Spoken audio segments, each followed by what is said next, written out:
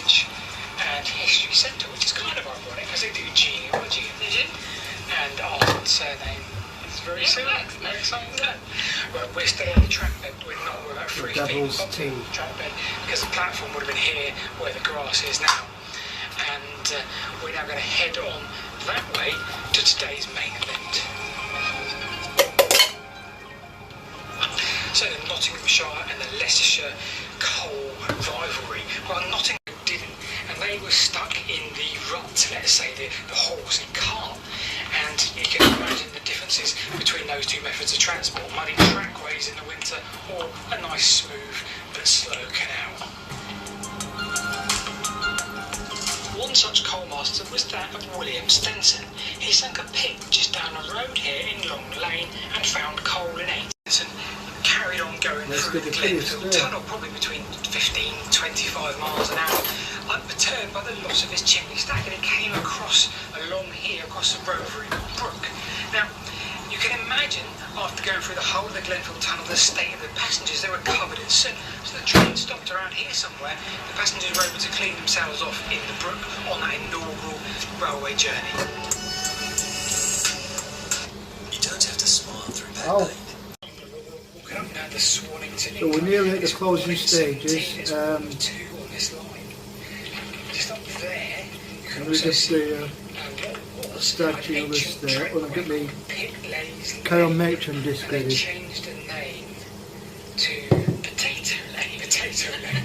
Well, I guess that's a kind of it's like lost in dialect. Do you remember the Hucky Duck Aqueduct we did?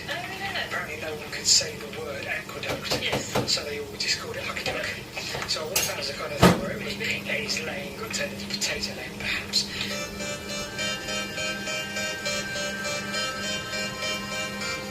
Now, in order to get trains up those inclines, they would use a static engine, and that static engine that used pistons would still survive today in the National Rail Museum. It does. And there's all sorts of things up here. There's lots of plaques that people have put up, or societies put up. Yeah, that's on the front door. And there's a building just here, which is obviously laid out as in terms of perhaps the way it was back in the railway day. Who knows? I don't know. There's all sorts here. There's no signs or anything for this bit. There's a well down there, and all sorts of engineering bits and pieces. We need a local guide, or we need to read the sign that's over there. Right, so what were we saying, Rebecca? Well, that used to be the engine house. So the whole building was the engine It was house? a massive engine house, which was obviously dismantled when everything was dismantled. It was demolished, but the long-term aim of the trust is to rebuild it and reinstate the winding engine into its original place. That'd be fantastic. That would be epic, wouldn't it? I feel like it's been quite a while since we stood on some track, some abandoned or disused track. I don't remember the last time. Not a lot in this country, is there? But right ahead of us is the beautiful stretch of track going towards Spring Lane.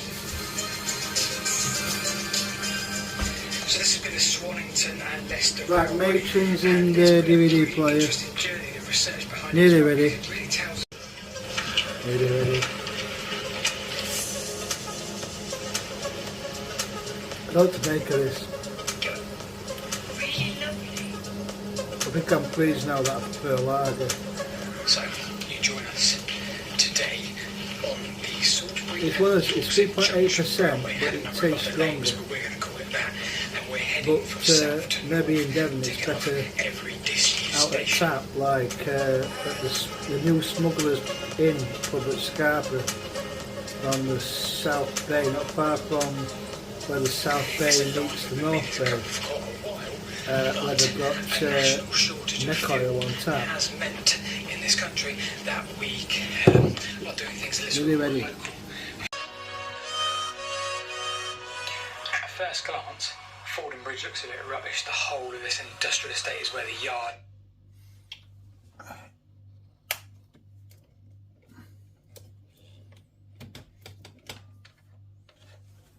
Let's move all this into the room.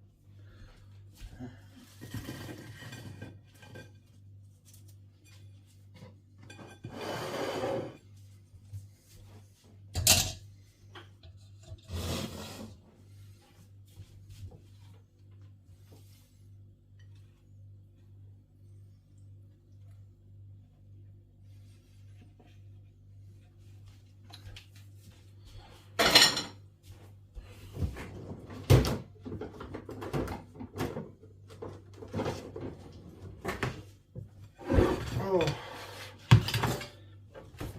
what have I got in here? We've got another one to try. Giggle and Titter. I'll try that one, and I think then onto the Doom Bar or Henry.